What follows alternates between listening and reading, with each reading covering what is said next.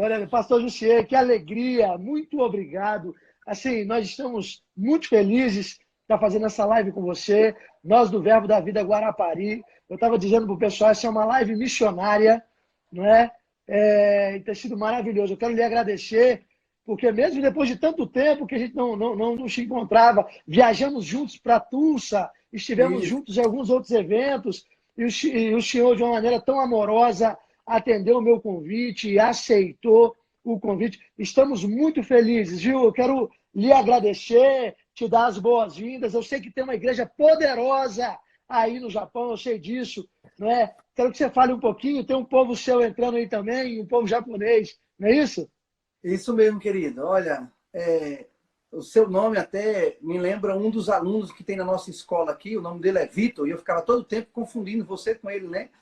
Você é Victor, né? E ele é Vitor, né? Não tem esse do meio aí, né? Mas é bem legal, bem interessante. Mas, pastor, é uma honra muito grande, é uma oportunidade maravilhosa de comunicar a palavra, oportunidades de comunicar a palavra, dar testemunho, despertar outras pessoas ao campo missionário, trazer realmente uma visão clara a respeito da vontade de Deus no campo missionário. É muito importante, porque, amado, as nações estão clamando, haja visto o que está acontecendo hoje no mundo. As nações estão clamando. A Bíblia diz que a terra cambaleia como um bêbado, né? Como um homem embriagado, cambaleando. Né? E quem é que pode trazer essa serenidade, esse café quente para esse bêbado sair da ressaca e se endireitar os passos, né?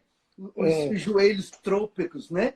É a palavra, é o Espírito de Deus, é a igreja firme no seu amor e na sua fé. Eu quero trazer uma saudação especial aí para a igreja Verbo da Vida de Okazaki, para as 3 igrejas Verbo da Vida Okazaki no Japão, né? Para os alunos das escolas bíblicas aqui no Japão, o Rema lá de Yamanashi, a escola bíblica Verbo da Vida aqui de Okazaki. Uma saudação especial para todos vocês.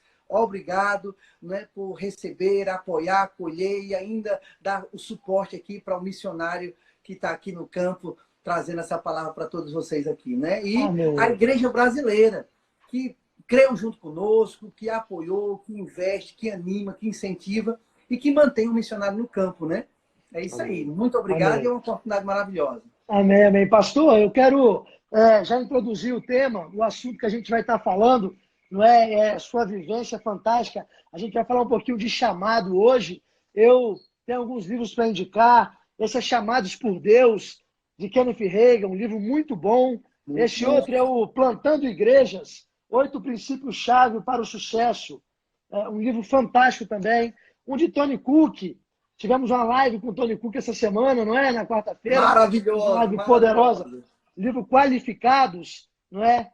Tem um outro de Kenneth Hagin também, que é Planos, Propósitos e Práticas, um livro fantástico também, não é? E é um privilégio poder estar com este momento precioso. Eu sei que vai ser um tempo ímpar. A obra que começou, que nasceu, porque a igreja nasce, né? A igreja não é empresa que se abre, a igreja nasce, não é verdade? Isso mesmo. A obra que nasceu em Guarapari, aqui também no estado do Espírito Santo, é uma obra missionária também. Eu hoje ainda moro em Vila Velha, seria missões municipais, não é? O senhor alçou voos mais altos, né? O senhor foi para o Japão. Eu já quero lhe fazer uma pergunta. Quanto tempo de campo missionário, quanto tempo de Japão, pastor? Agora, dia 11 de agosto próximo, eu completo 10 anos, né? Eu já estou no ano, né? Cheguei em 2010, 2020, 10 anos de campo missionário residindo, né? Mas a nossa história, ela começou com o Japão, né? Em janeiro de 2001. Em janeiro de 2001 foi quando eu recebi o estalo, né? A direção e de uma forma assim tremenda, né? Sendo guiado pelo Espírito, em maio do mesmo ano, final de maio do mesmo ano, dia 29 de maio, eu estava embarcando do Brasil para o Japão, chegando aqui dia 1º de junho, onde fiquei 30 dias no ano de 2001, né? Essa foi a nossa primeira entrada, né? Mas, assim, em termos de história mesmo, ela começou mesmo quando eu nasci de novo. E aí Eu não sabia o que significava, mas eu sabia que eu me via correndo com a bandeira do Evangelho. E eu sabia que era para longe, e eu sabia que eu era missionário. Essa palavra saltou, missionário e tal.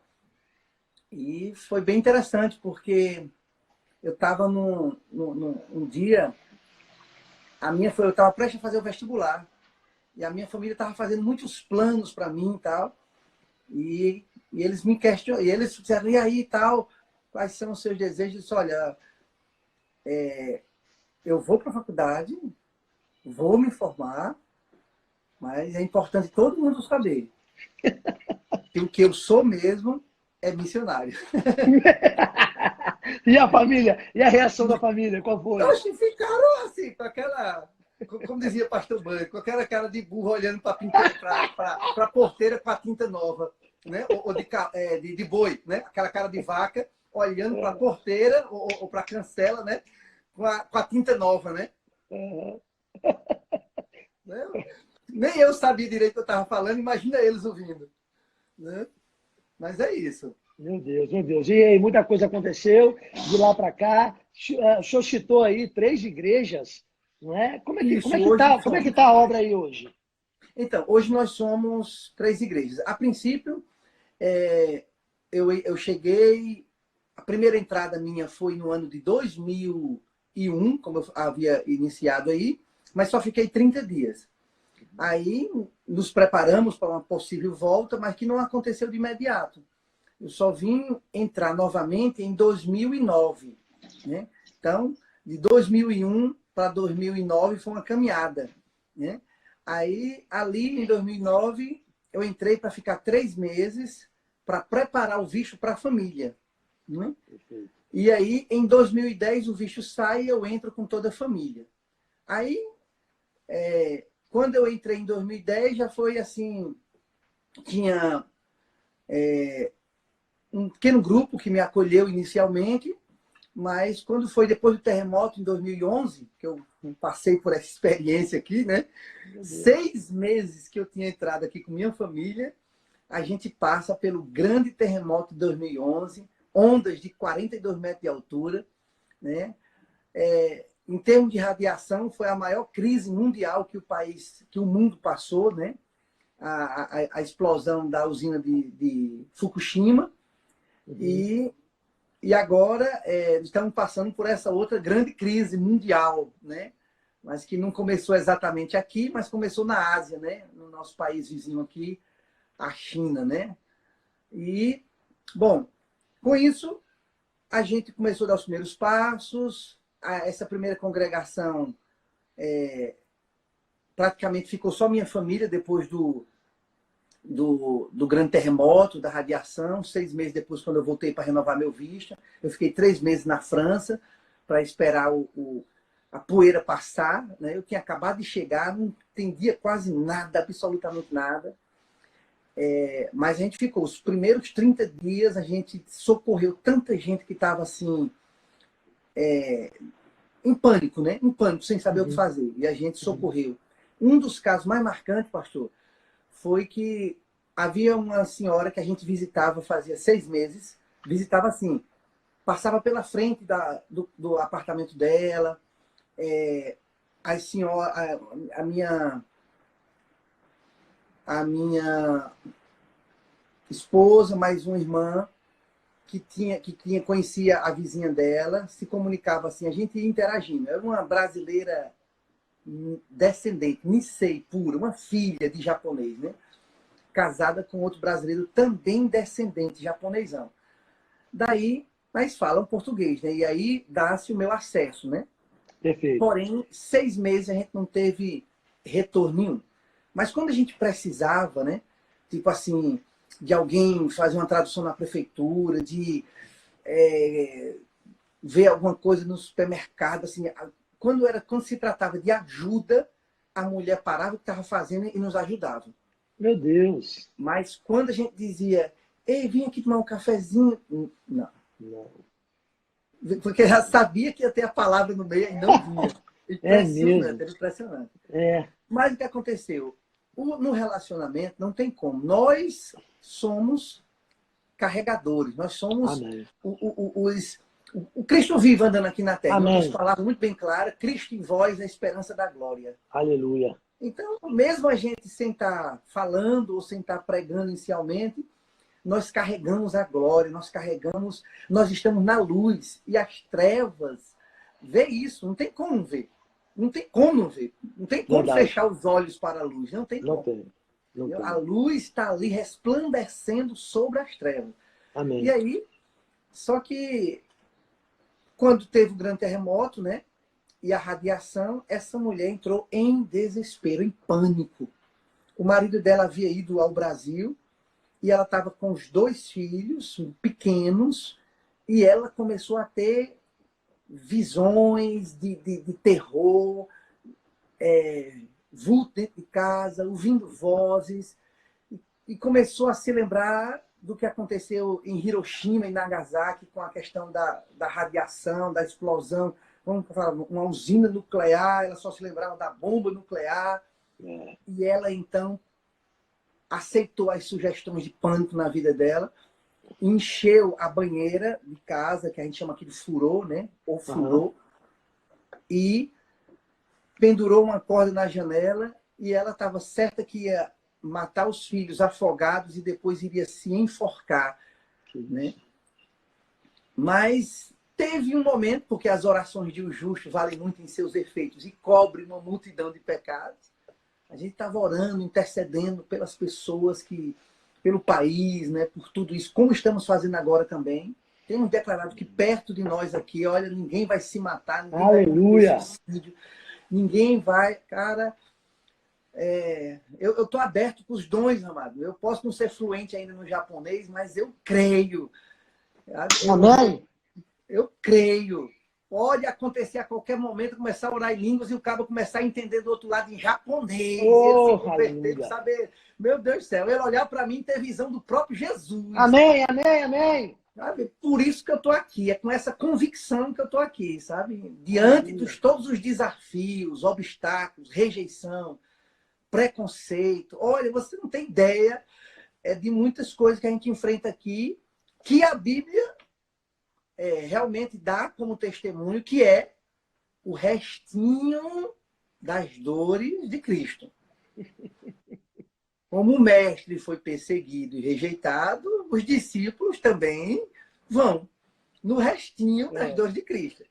Agora, amado, sofrer por conta de obra do cão, aqui o cão não tem vez na nossa vida, não. Aleluia! Amém. Aleluia. Disso. Eu me lembro Isso é uma visão muito importante para quem quer chegar no campo missionário, sabe? Muito importante. Eu me lembro então, essa pegada inicial, pastor, que a gente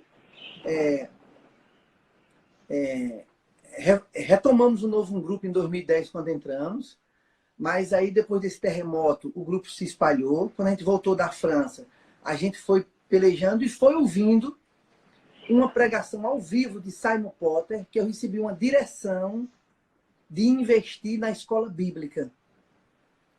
Aí foi quando eu trouxe o Rema para o Japão, em 2012. Aí eu fui ao Brasil, né, em 2012, e quando eu retorno em agosto de 2012, até dezembro a gente trabalha com o apoio de mais de 2 outros pastores que Deus nos conectou. Pastores assim como eu, não descendentes, né? Só que diferente de mim, eles são casados com japoneses, né? Com japonesas, e eles pastoreavam igrejas, igrejas denominacionais. Eu quero dar o crédito, né, do apoio da igreja quadrangular de Yamanashi, do pastor Luiz, a igreja quadrangular do pastor Francisco Melo, ali da cidade de Chu, e pastor Luiz da cidade de Minami Alpes, né? Benção. E aí, no terceiro momento, no segundo momento, se associou a gente um pastor que eu conheci ele por meio da esposa dele, quando eu e Joanice estávamos fazendo um curso de japonês. Aí ela gostou da gente, convidou a gente para ir lá, e aí nesse convite a gente conheceu ele, e eles passaram a se associar com a gente na escola. Glória. E aí surgiu o Rema, e com o Rema surgiu a formação dos primeiros graduados. Dentre esses graduados, havia um pastor que era independente, não tinha nenhuma filiação com igreja alguma. E quando ele se deparou com essa palavra e com a nossa associação, ele viu segurança e apoio, o socorro que ele recebeu de Deus por meio da nossa vida. E então, depois de formado, ele pediu para se filiar. E a partir daí, a gente passou por um processo de mais ou menos quase 4 anos para que ele viesse a ser ordenado e depois a igreja ser reconhecida Verbo da Vida. E nesse período, né, para trazer o remo para cá, eu já estava aqui, eu havia conhecido por meio da internet um jovem de lá de Brasília, que tinha um Japão no coração. E aí, conversando com ele, a gente trouxe o cidadão para cá. E hoje ele serviu ao Rema lá em Yamanashi por 6 anos, que é o missionário Jeffrey. Conheço ele. E depois de servir a gente, passar por um período de treinamento junto com a gente, ele foi treinado, né? A gente foi levantando ele, dando oportunidade para ministrar. Ele já tocava, era ministro de louvor. Aí a gente foi levantando ele, né? Com o apoio dos pastores locais aqui, que eu não tinha igreja. Aí a gente foi treinando ele na parte de ministro de louvor. Depois fui trazendo ele para ministrar a palavra. E depois a gente levantou ele como professor. Ele era secretário do Remo. Depois trouxemos ele para ser professor. Ele realmente tem a chamada, né?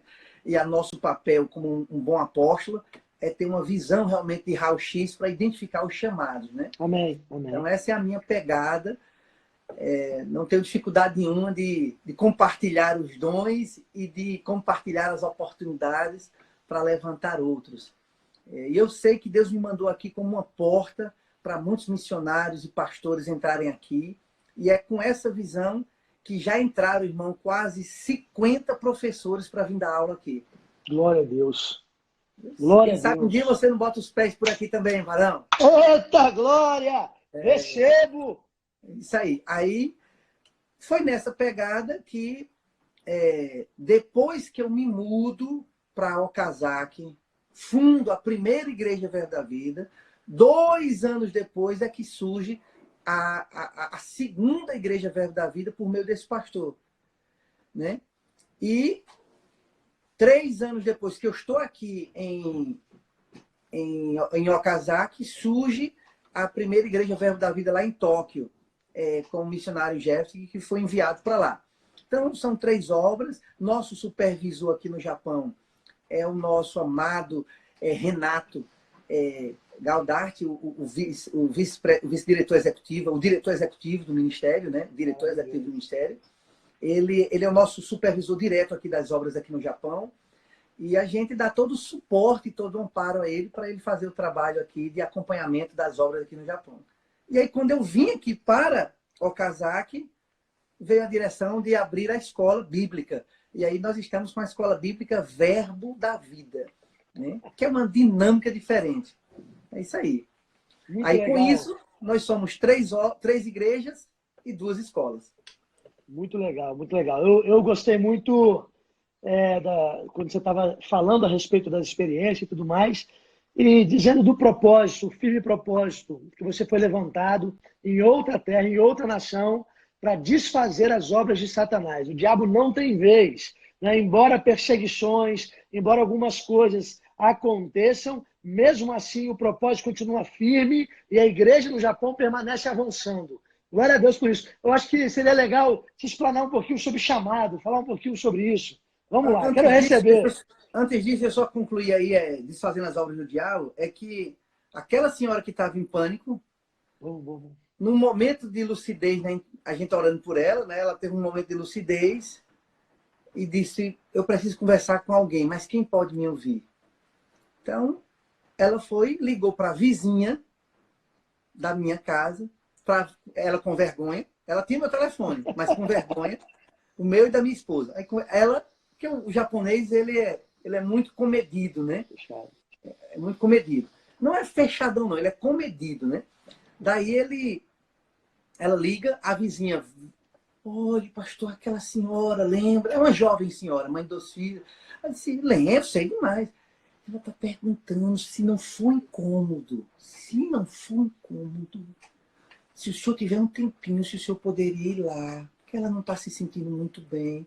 Meu Deus do céu, eu por dentro eu estava dizendo, querida, é a razão da minha existência. Tô aqui para isso! Eu paro qualquer coisa, homem. Eu vou lá. Sim, não, vou, eu faço um esforço, vou sim. Aí fui. E nesse dia, a missionária Alexandra, né? Não sei se ela está aí na escuta, a missionária Alexandra, que está lá na França, é uma brasileira, é uma americana, descendente de brasileiro com espanhóis, e a americana nata, casada com o Mister Flige, são missionários na França hoje, e eles ajudaram o pastor Bud a fundar a primeira escola bíblica lá no Brasil. Né? E ela foi a primeira professora que nós trouxemos aqui no Japão. E ela estava na nossa casa nesse dia. Foi a primeira professora. E como eu tinha também 2 filhos pequenos, aí não dava para eu deixar a professora novinha cuidando dos meus 2 meninos. Eu disse, então vamos fazer o seguinte, Jô, tu fica com os meninos e a missionária Alexandra vai me acompanhar. Para eu não visitar aquela mulher sozinha na casa dela. Aí eu fui com a missionária Alexandra. Rapaz, e ela foi testemunha disso, né? Ela viu quando a graça foi tremenda, o amor de Deus envolveu aquela senhora. Quando eu preguei para ela, ela se voltou para o Senhor Jesus, porque ela estava desviada, se voltou para o Senhor Jesus. Aí eu me lembrei que ela era uma daquelas pessoas que eu havia conhecido no ano de 2001, quando eu vim aqui. E estava ferida, magoada com a igreja, com o ministério, e ali ela se volta para o Senhor Jesus. Glória a Deus. É renovada no espírito, volta a falar em outras línguas. E quando ela começa a falar em outras línguas, os filhos ao redor dela assim, pegados, um no colo e outro na perna. E de repente as lágrimas descendo, e ela disse, ai, agora eu consigo falar. Ela disse, o que foi? Vocês foram enviados de Deus para me salvar aqui hoje. E eu pensando que era a respeito da vida eterna. Eu disse, irmã, tá... Não, você não está entendendo, vem aqui. Aí abriu a porta do banheiro e a corda estava lá pendurada e a banheira fechada. Que isso. Ela Meu Deus. essa família foi livre, né, da mãe matar os 2 filhos e depois cometer suicídio. Então, querido, qual o preço de uma vida, né? Jesus deixou a sua glória, né? Você falando aí, fala um pouquinho de chamado. É isso. Jesus é o primeiro missionário. Jesus é o primeiro chamado, assim, né? Que a gente pode descrever, na verdade, enviado para nos salvar aqui, né? Mas a missão de trazer e de conservar a glória de Deus aqui era de Adão. Ele falhou, o primeiro Adão. Mas o segundo estava lá com Deus, Deus enviou ele deixou a sua glória, ele deixou o seu lugar de segurança, ele deixou a sua plenitude, ele deixou tudo isso por amor de quem não amava, de quem não queria, de quem o desprezava. Nós estávamos mortos em nossos pecados e delitos e desprezávamos a Deus. Mas Deus, no seu grande amor, se desfez de sua glória, se desfez do seu status ali celestial e para assumir uma forma humana e alcançar as pessoas que estavam rejeitando ele. Sabe? Então, a chamada, ela é de Deus, ela vem de Deus, e o propósito da chamada é voltar para Deus. Então, não existe uma chamada em nós mesmos, não existe uma chamada para coisas fixas aqui na Terra nesse tempo. Não. O chamado é para Deus e todos os seus frutos é para voltar para Ele. Aleluia. Então, não se refere a nós, não se refere a sucesso ministerial, porque se você olhar aparentemente para Paulo, ele foi um fracassado ministerial. De tanta coisa que ele sofreu, que ele padeceu, e no final morre e assim, né? Aparentemente você pode dizer que o cara foi um fracassado. Né? E logo depois vem a grande perseguição, 70 anos depois de Cristo, ali o templo é destruído, o povo é disperso. Depois, lá na frente, vem a era da Idade Média, onde tudo fica quase, né? Quase se apaga o evangelho ali, sabe? E quando todo mundo pensava que estava tudo parado, a palavra não pode ser sufocada. A semente, os textos que Paulo escreveu, a vida de Paulo falando, né? Aleluia. Alcançando, né? Todo o tempo e aqueles que buscaram o Senhor foi levantando, levantando, levantando até chegar a nós hoje. Então, meu Deus do céu, nenhum. Lá em Salmo, no 1 Coríntios 15, no final, no 58, ele diz, né? Que nada, nenhum serviço, nenhuma obra Nada é vão, Senhor. vai ficar sem nenhum galardão, vai ficar sem nenhum reconhecimento. Amém. Amém. Feito na justiça, essa é a essência do chamado. A essência do chamado é ouvir Deus, é ouvir Ele chamar. Jesus já disse assim, né? Ó, as minhas ovelhas ouvirão a minha voz e me seguirão. Amém. Então, o chamado é seguir Jesus, é fazer como Ele fez e fazer até maiores, né? Obras maiores. Quando a gente pensa em obras maiores, as pessoas pensam em um comparativo numérico, né? Mas não é comparativo numérico assim. É ir aonde Jesus não pôde ir. É atender aquele clamor que, quando ele olhou para a multidão, ele se compadeceu, olhou para os discípulos, olhou para o outro. Vocês estão vendo o que eu estou vendo? E os discípulos, o que é que o senhor está vendo? Esse povo está sofrendo, assim, como ovelha sem pastor.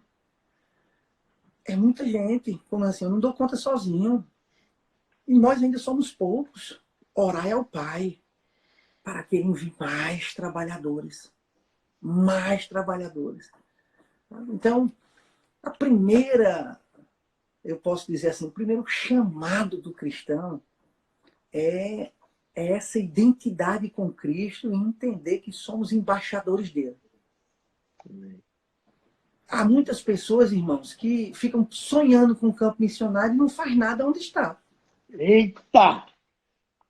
Então, a primeira chamada, a primeira identidade é você se identificar com Cristo e deixar Cristo viver em você de tal forma que, quando você olha do lado, você pergunta uma pergunta, fique clamando dentro de você. Essa pessoa que está do meu lado, se ela morrer agora, ela tem consciência da salvação ou não?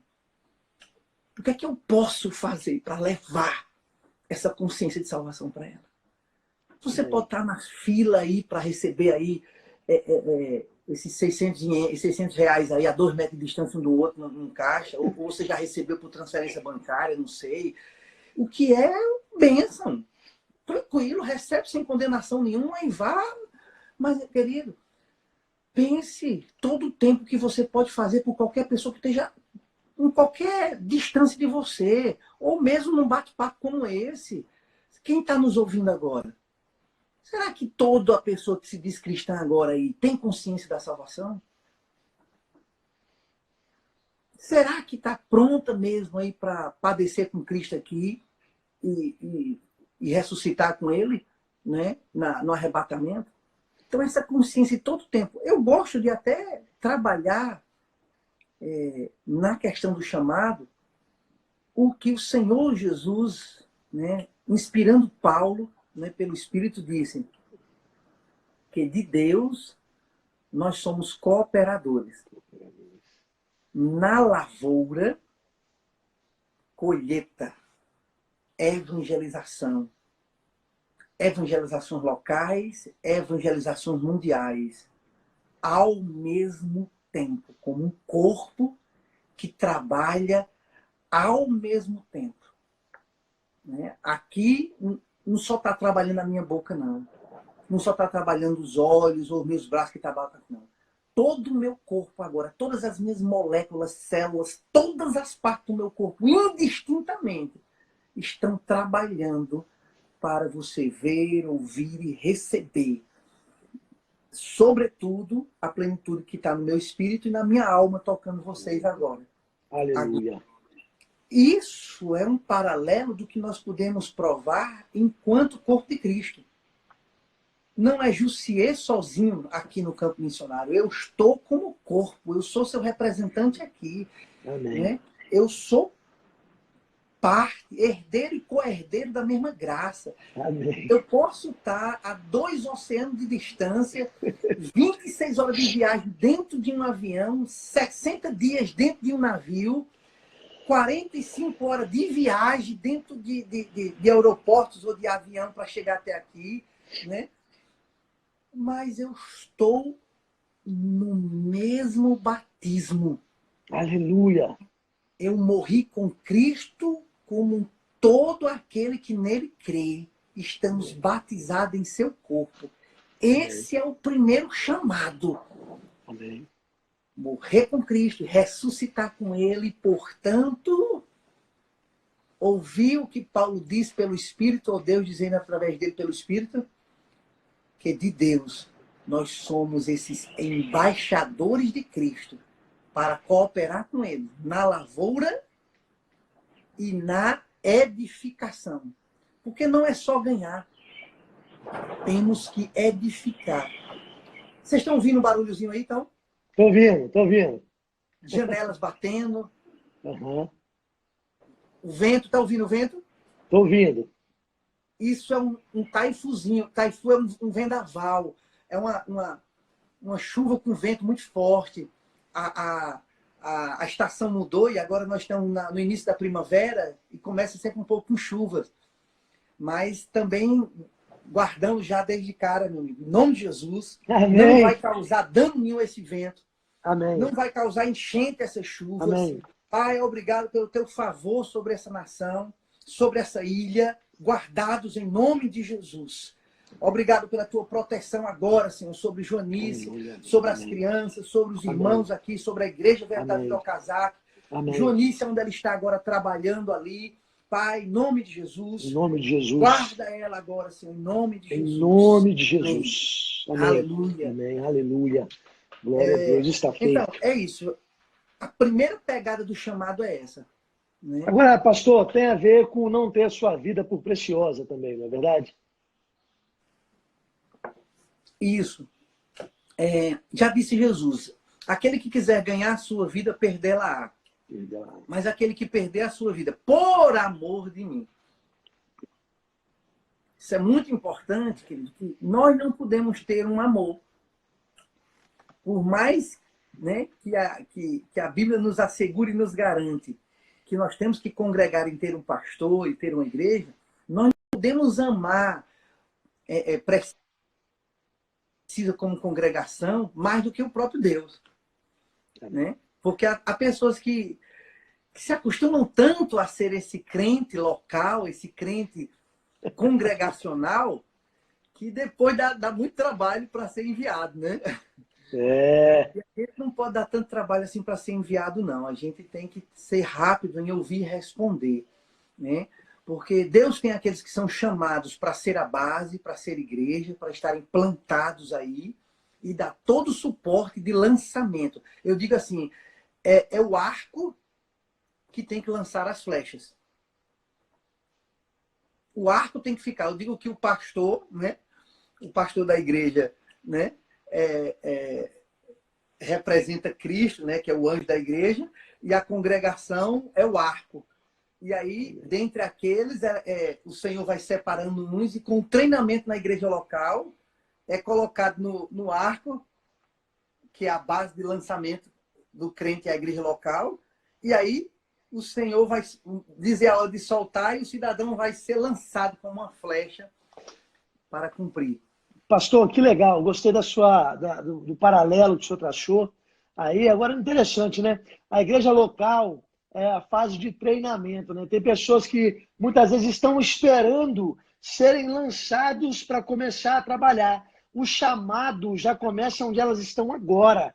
Eu me lembro desde muito novo, quando alguém falava comigo, eu muito novo, ninguém tinha colocado a mão em mim, eu não tinha sido levantado, mas eu sabia de um chamado pastoral. E ainda que eu estivesse lavando o banheiro, ainda que eu estivesse liderando a juventude, ainda que eu estivesse, nem liderando às vezes, era só fazendo parte, auxiliando a liderança de alguém. O chamado já queimava dentro de mim e eu já percebia a satisfação fazendo aquilo para o Senhor. Eu percebia que era o meio que eu estava vivendo, e ainda hoje eu percebo que ainda é meio, sabe? Porque o Senhor tem nos esticado, Sim. tem muito para fazer, não é verdade, pastor? É Tem verdade. muito para fazer, né? É E eu verdade. percebo assim, pessoas querendo, não, quando eu for enviado, eu vou fazer. Eu me lembro de uma frase que pastor Rosilon, na escola de ministro, foi ele quem me deu a matéria Ministério do Missionário, na escola de ministro, e ele, falando de missões, ele disse assim,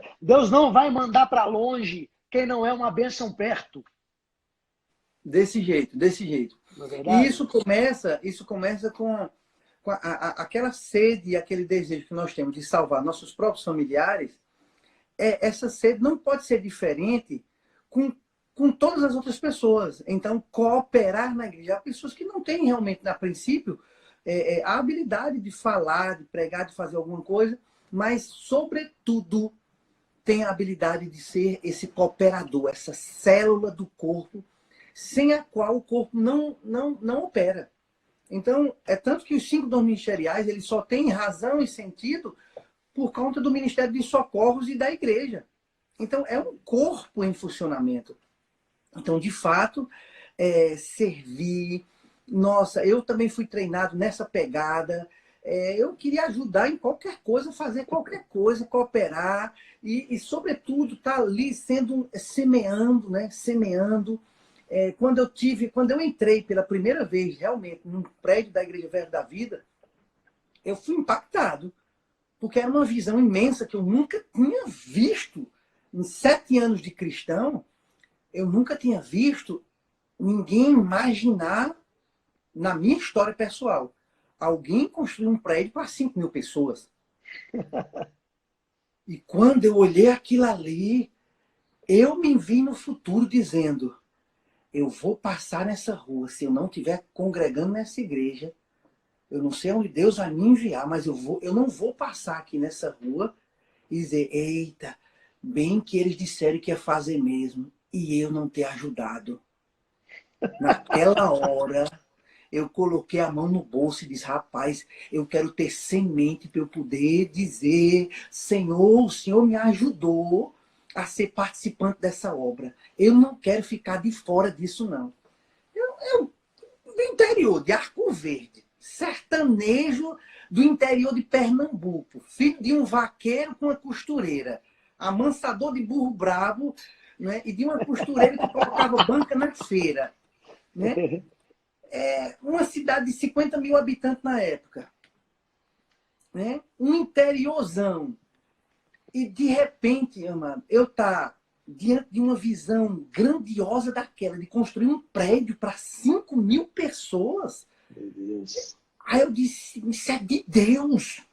Isso é de Deus, eu não quero ficar de fora, não. Então, essa visão, amado, verdadeiramente,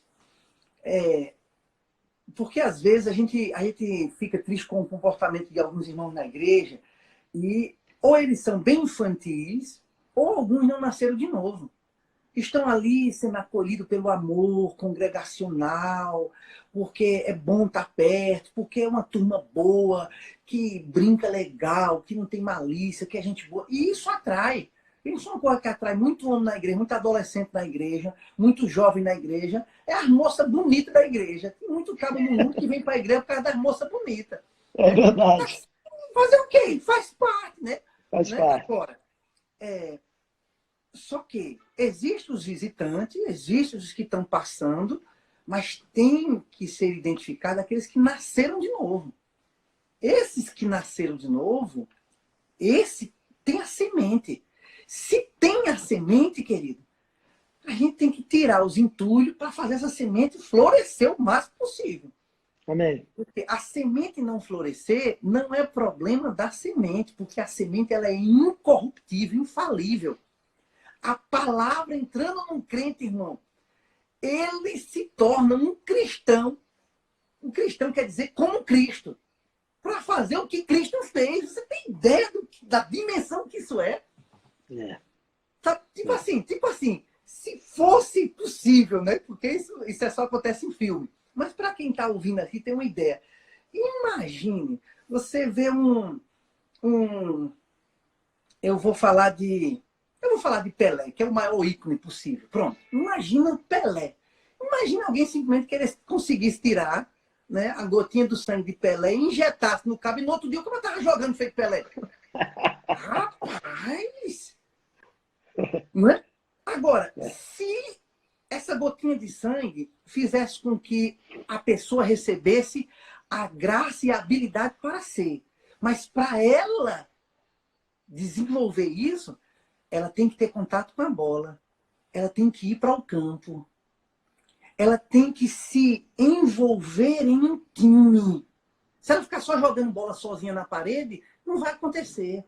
Mas se ela se entrosar com outros e se associar com aqueles que também têm essa gotinha do sangue do Pelé ali e de repente começar a treinar junto, a gente fica um pentacampeão mundial. Eita Você está glória. entendendo? Então, Amém. só que para isso tem que ter essa associação. Agora, tem que desenvolver essas habilidades.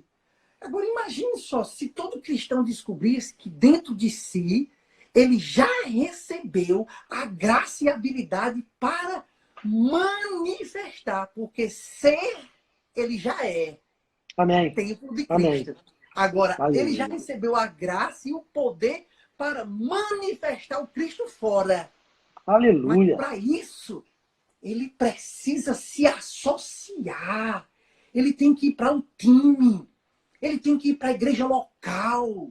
Amém. Ele tem que ter o treinador, que é o pastor. Ele tem que Amém. estar ali ligado. Ele tem que receber. Por mais que Pelé tivesse a habilidade e a graça dentro dele, por mais que ele tivesse treinado certas habilidades, ele precisava das dicas do treinador. Não, agora é hora de você sentar. Chega, você cansou um pouquinho, sente aqui. Próximo jogo você entra. Aí o outro, vem cá, agora você não vai entrar no primeiro tempo, não, você vai entrar no segundo. E o cara, esse treinador, não quero mais estar perto de você, não. Você me colocou no banco. Não, vem cá, rapaz. Se Pelé tivesse agido assim, ele poderia nunca ter chegado à seleção brasileira. Exatamente. Então, nós precisamos entender que para a gente chegar nesse top de seleção brasileira de linha, os 5 dons ministeriais, conforme o chamado que está dentro de cada um, é necessário nós desenvolver essa identidade de corpo, essa identidade de time celestial. É por isso que lá em 1 Coríntios, capítulo 3, quando ele diz que de Deus nós somos cooperadores, essa palavra cooperador quer dizer membro, mas não membro comum. Um membro de uma elite. Meu Deus. Que faz parte de um time ou de uma seleção de trabalhadores. Eita glória. Capacitados. Meu Deus, hein? Meu Deus. Com essa palavra cooperador, a consciência do privilégio que é ser cooperador em uma obra tão grandiosa, meu Deus, é um privilégio. Não é isso, pastor? Meu Deus! Né? Você me fez lembrar, nós tivemos uma live na segunda-feira com o Tiago Freitas e abordamos alguns temas, falando inclusive sobre o privilégio de permanecer semeando, não é? E me fez lembrar de 2 Coríntios, capítulo 8, que a igreja da Macedônia pediu com muitos rogos a oportunidade de semear, consciência de que isso é um privilégio fazer parte. Não é verdade, pastor? Desse jeito, irmão, desse jeito. Então, essa cooperação, eu digo assim, ó, a vida, né, ela sempre foi estabelecida, criada por Deus desde o início, né? em uma em dimensões que o olho natural aparentemente não vê. Né? É tanto que hoje você já vê as tecnologias aí 3D, tal e tudo mais. Mas isso aí não foi o homem que inventou. Quem criou isso foi Deus. Né? Deus apenas deu habilidade ao homem para isso. É porque o homem ainda não enxerga. A maioria dos homens não enxerga, mas eu enxergo. Eu enxergo em mim, enxergo na igreja, enxergo em todo mundo. É assim, a vida ela é em 3 dimensões. Nada é feita só com o espírito, nada é feito só com o corpo e nada é feito só com a alma. Tudo acontece ao mesmo tempo. Espírito, alma e corpo. Né? Então, é por isso que o servir ele tem essas 3 dimensões. A gente tem a entrega do coração, a gente tem a entrega da nossa razão, do nosso livre-arbítrio, e a gente tem que ter a entrega do nosso corpo em forma de doação. O culto racional é você doar tudo que você é fisicamente. Sua presença, seu esforço e o fruto do trabalho da sua vida, que são as ofertas, as doações.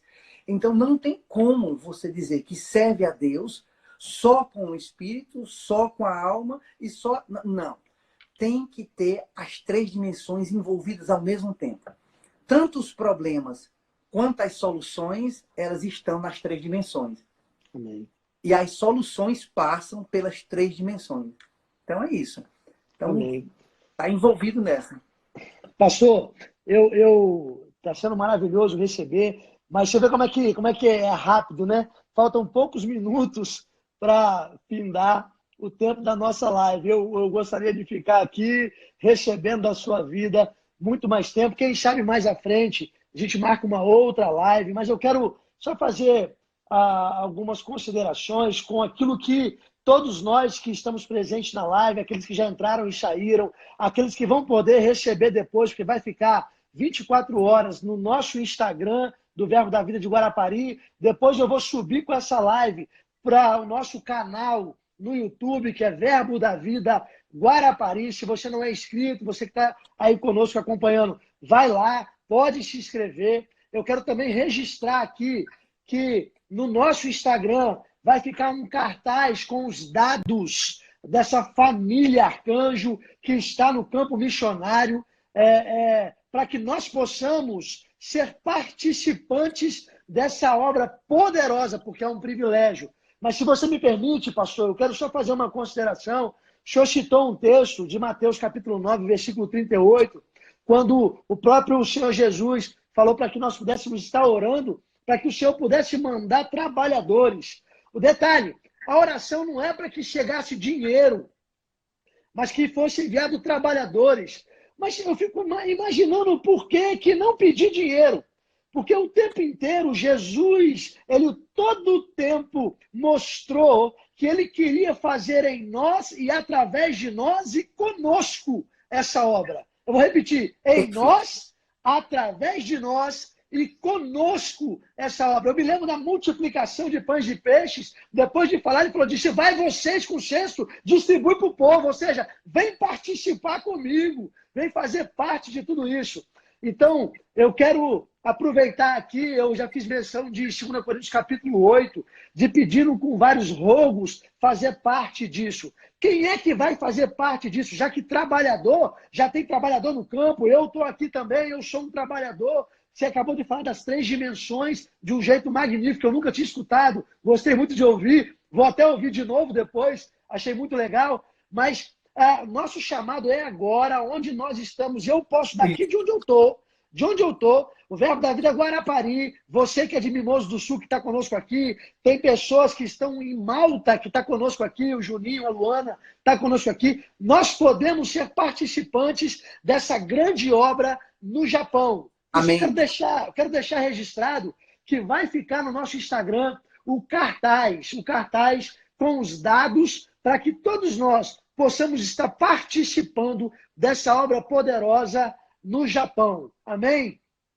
É isso mesmo, pastor. E além disso, eu quero dizer que todos que estão vendo, ouvindo, que vai ouvir, tem acesso aqui à Missão Japão, à família Arcanjo, para tirar dúvidas, curiosidades, bater papo, trazer algumas contribuições aí do Brasil para nós também, contribuições de apoio, de incentivo, não é? Então, é esse apoio nas 3 dimensões, tá? Eu costumo dizer que eu digo aquelas palavras que certamente Jesus falou para corrigir a intenção das pessoas quando elas disseram assim, que Jesus estava pregando contra os impostos e trouxeram a moeda. Então, Jesus disse, olha, dá a César o que é de César e dar a Deus o que é de Deus.